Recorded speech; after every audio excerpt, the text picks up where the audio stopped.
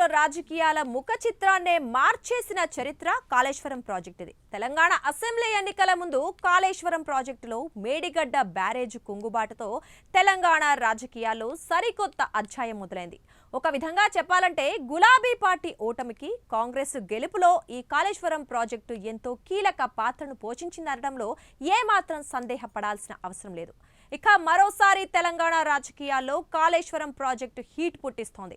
Project లోపాలపై విచారణ కోసం CM Revanth ప్రభుత్వం నియమించిన జస్టిస్ పీసీ ఘోష్ కమిషన్ త్వరలోనే రిపోర్ట్ ఇవ్వనుంది. ఆ నివేదిక ఎలా ఉండబోతోంది, నివేదిక ఆధారంగా రేవంత్ సర్కార్ ఎలాంటి నిర్ణయాన్ని తీసుకోనున్నారనేది ఇప్పుడు హాట్ టాపిక్ గా మారింది.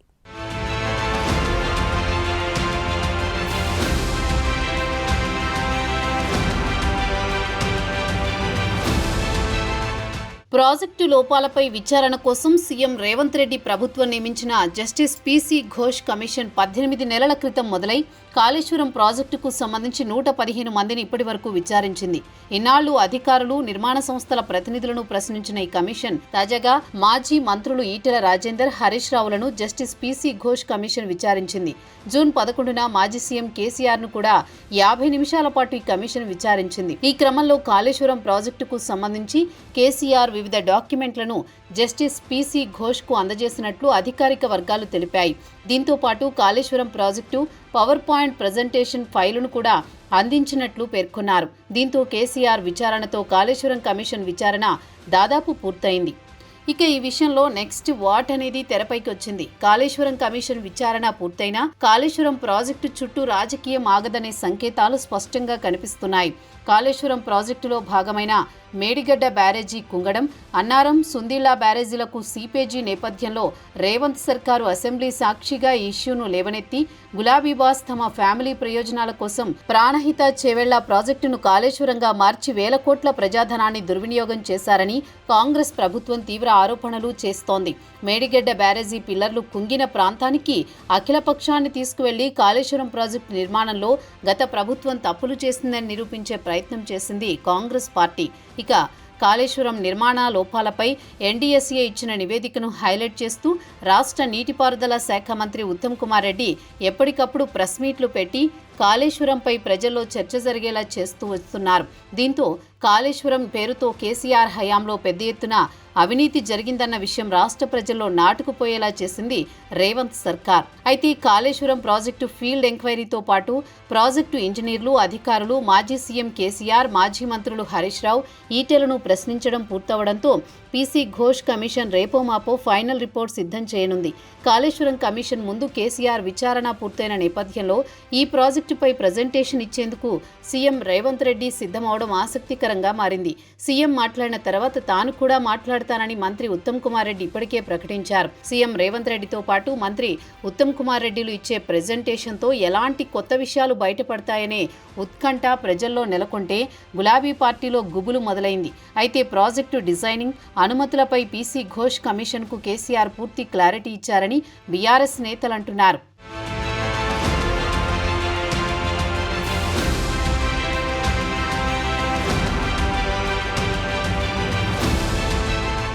ఇక ఎట్టకేలకు కాళేశ్వరం కమిషన్ ముందు విచారణకు మాజీ ముఖ్యమంత్రి కేసీఆర్ నిన్న హాజరయ్యారు. ప్రాజెక్ట్ అలైన్మెంట్ మార్పు, ఎన్డీఎస్ఏ రిపోర్ట్, మేడిగడ్డ కుంగుబాటు, నిధుల ఖర్చుపై కేసీఆర్ ను కాళేశ్వరం కమిషన్ ప్రశ్నించింది. అయితే జస్టిస్ పీసీ ఘోష్ కమిషన్ ముందుకు బీఆర్ఎస్ అధినేత రావడం పెద్ద హడావిడిని క్రియేట్ చేసింది. గులాబీ దళపతికి నోటీసులు అందిన దగ్గర నుంచి రాష్ట్ర రాజకీయాల్లో హీట్ నడుస్తూనే ఉంది. కేసీఆర్ కాళేశ్వరం కమిషన్ నోటీసుల మేరకు విచారణకు వస్తారా, రారా, రాకపోతే ఏంటి అని కొన్నాళ్లుగా తెలుగు రాజకీయాల్లో ఇదే దుమారం నడుస్తోంది. వీటన్నింటికీ ఫుల్ స్టాప్ పెడుతూ ఎట్టకేలకు కమిషన్ ముందుకు వెళ్లారు కేసీఆర్. ఎర్రవల్లిలో కేసీఆర్ కాన్వాయ్ ప్రారంభమైంది మొదలు బీఆర్కే భవన్ కు చేరుకునే వరకు, ఆ తర్వాత ఆయన విచారణను ముగించుకుని వెళ్లిపోయే వరకు ప్రతి సీన్ ఆద్యంతం రసవత్రంగా అనిపించింది. అయితే కాళేశ్వరంపై కేసీఆర్ నుంచి జస్టిస్ ఘోష్ కమిషన్ కీలక సమాచారం తీసుకుంది. ఆనకట్టల నిర్మాణానికి ఎవరు నిర్ణయం తీసుకున్నారని కమిషన్ అడిగినట్టు తెలుస్తోంది. ప్రాజెక్టుకు సంబంధించి రీ ఇంజనీరింగ్ పై కమిషన్ కు కేసీఆర్ వివరించినట్టు సమాచారం. ప్రాజెక్టుకు కేబినెట్ ఆమోదంపై కమిషన్ ప్రశ్నించగా కేబినెట్ ఆమోదం, ప్రభుత్వ ఆమోదంతోనే ఆనకట్టల నిర్మాణం జరిగిందని కేసీఆర్ బదులిచ్చారు. అన్ని అనుమతులు తీసుకున్నాకే ప్రాజెక్టు నిర్మాణం జరిగిందని కమిషన్కు తెలిపిన కేసీఆర్ చివరగా ప్రాజెక్టుకు సంబంధించిన సమగ్ర సమాచారంతో కూడిన పుస్తకాన్ని కమిషన్కు అందించారు.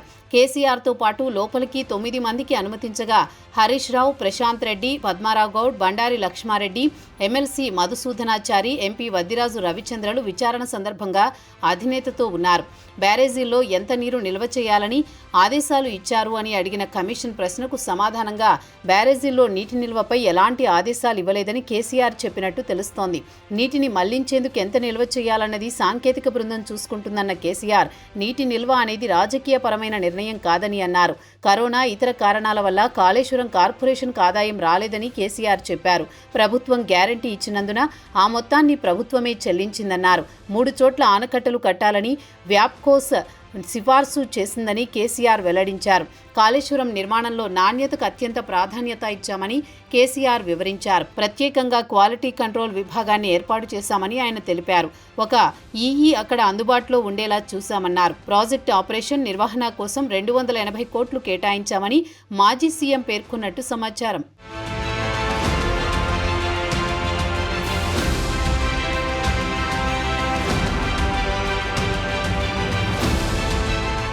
నీటి లభ్యతను దృష్టిలో ఉంచుకుని కాళేశ్వరం చేపట్టినట్లు బ్యారేజీల నిర్మాణ స్థలం ఎంపిక, మార్పు సాంకేతికపరమైన అంశమని కేసీఆర్ కమిషన్కు చెప్పారు.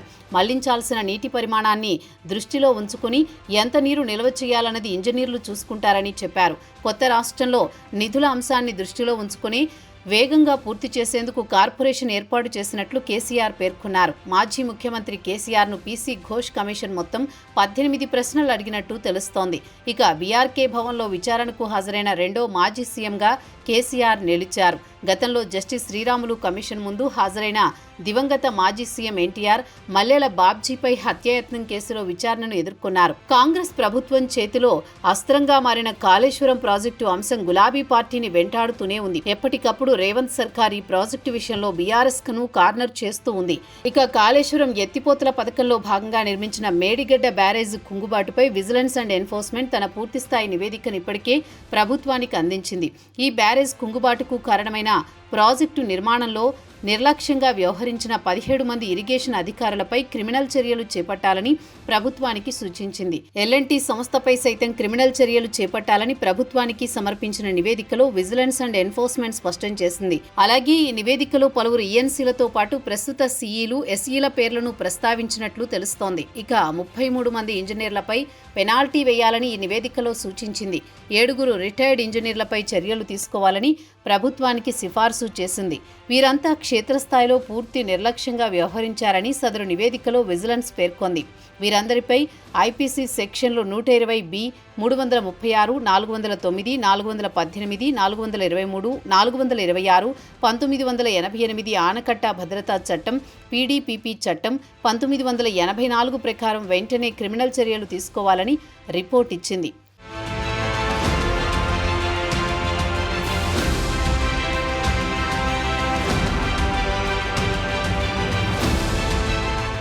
ఇక కాళేశ్వరం ప్రాజెక్టుకు సంబంధించిన గులాబీ పార్టీపై సీఎం రేవంత్ రెడ్డి ఎదురుదాడికి సిద్ధమవుతున్నారు. ప్రాజెక్టు నిర్మాణం, బ్యారేజీల వైఫల్యంపై బీఆర్ఎస్ చేస్తోన్న వాదనేంటి, అసలు వాస్తవాలేంటి అన్నది ప్రజల ముందు ఉంచాలని నిర్ణయించుకున్నారు.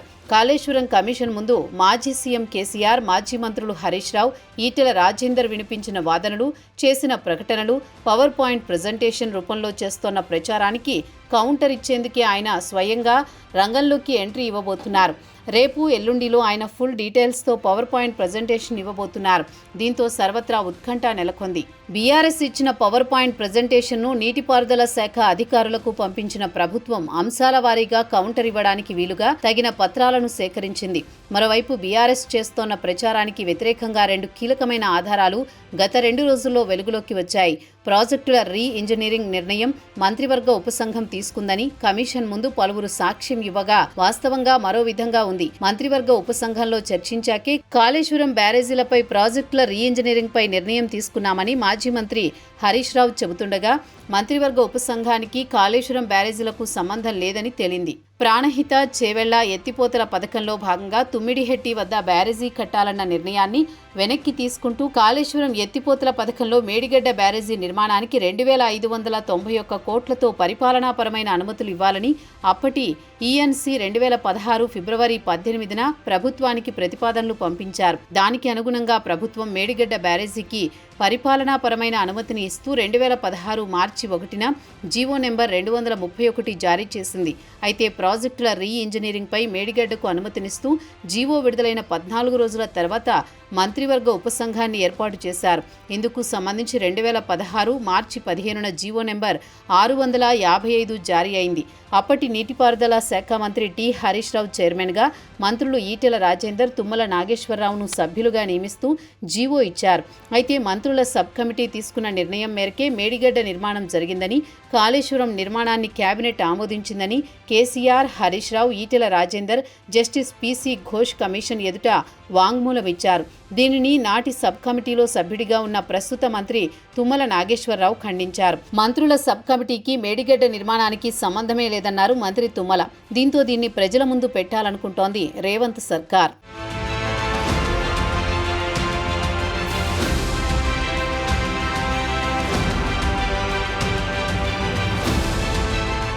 కేంద్ర జలవనరుల సంఘం లేఖలతో పాటు వ్యాప్కోస్ నివేదిక తర్వాత మేడిగడ్డ బ్యారేజీ నిర్మాణం చేపట్టినట్లు కమిషన్ ఎదుట కేసీఆర్, హరీష్ రావు వాంగ్మూలం ఇచ్చారు. కానీ మేడిగడ్డ, అన్నారం, సుందిళ్లలో బ్యారేజీలు కట్టడానికి అనుగుణంగా నివేదిక ఇవ్వాలని అప్పటి ప్రభుత్వం వ్యాప్కోస్కు పని అప్పగించినట్టు పత్రాలు వెల్లడయ్యాయి. మేడిగడ్డ వద్ద బ్యారేజీ నిర్మించేందుకు అవసరమైన డిపిఆర్ తయారీ బాధ్యతల్ని వ్యాప్కోస్కు అప్పగించడానికి అనుమతి కోరుతూ 2015 ఏప్రిల్ 2న నీటిపారుదల శాఖ ముఖ్య కార్యదర్శికి చీఫ్ ఇంజనీర్ లేఖ రాశారు. ఈ మేరకు ఆ బాధ్యతలను వ్యాప్కోస్కు అప్పగిస్తూ ప్రభుత్వం 2015 ఏప్రిల్ 13న ఉత్తర్వులు ఇచ్చింది. దీంతో బ్యారేజీల నిర్మాణం కోసం ముందే నిర్ణయాలు తీసుకుని ఆ ప్రాంతంలోనే బ్యారేజీలు కట్టడానికి అనువుగా డిపిఆర్ ఇవ్వాలని వ్యాప్కోస్ను ప్రభుత్వం కోరినట్లు తేలింది. ఇదే అంశాన్ని బట్టబయలు చేసే యోచనలో సీఎం రేవంత్ ఉన్నారు. ఇక మేడిగడ్డ 2019లో పూర్తి కాగా ఆ బ్యారేజీ నుంచి 2019, 2020లో 61 టీఎంసీల నీటిని ఎత్తిపోశారు. అనంతరం 2020-21లో 31.82 టీఎంసీలు, 2021-22లో 33 టీఎంసీలు, 2022-23లో 25.97 టీఎంసీలు, 2023-24లో 8.93 టీఎంసీల చొప్పున ఇప్పటి వరకు మొత్తం 162 టీఎంసీల నీటిని ఎత్తిపోశారు. దీంతో 5 ఏళ్లలో 99 టీఎంసీలతో 22 లక్షల ఎకరాలకు నీళ్లు ఎలా ఇచ్చారని ప్రభుత్వం ప్రశ్నించే అవకాశం ఉంది. మరోవైపు హైదరాబాద్ జంట నగరాలకు తాగునీరు అందించడానికి మల్లన్న సాగర్, కొండపోచమ్మ సాగర్లే దిక్కు అని బీఆర్ఎస్ చెబుతోంది. అయితే 2014 నాటికే గోదావరి నుంచి హైదరాబాద్కు తాగునీటిని అందించే పనులు దాదాపుగా పూర్తయ్యాయని, ఇవే నీటిని మిషన్ భగీరథలో చూపించి ప్రధాని మోదీ చేతుల మీదుగా ప్రారంభోత్సవం చేసింది వాస్తవమా కాదా అని ప్రభుత్వం గత బీఆర్ఎస్ ప్రభుత్వాన్ని నిలదీయాలని సిద్ధమవుతోంది.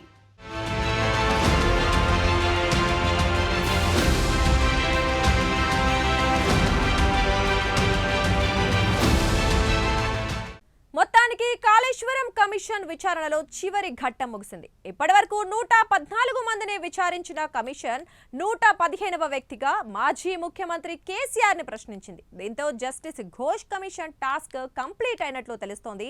జూలై నెలాఖరుతో గడువు ముగుస్తుండటంతో ఇక కమిషన్ తుది నివేదిక ఇచ్చే అవకాశం ఉంది. దీనికంటే ముందే రేవంత్ సర్కార్ కాళేశ్వరం విషయంలో గులాబీ పార్టీ కడిగి పాడేయడానికి అన్ని విధాలుగా కసరత్తు చేస్తోంది.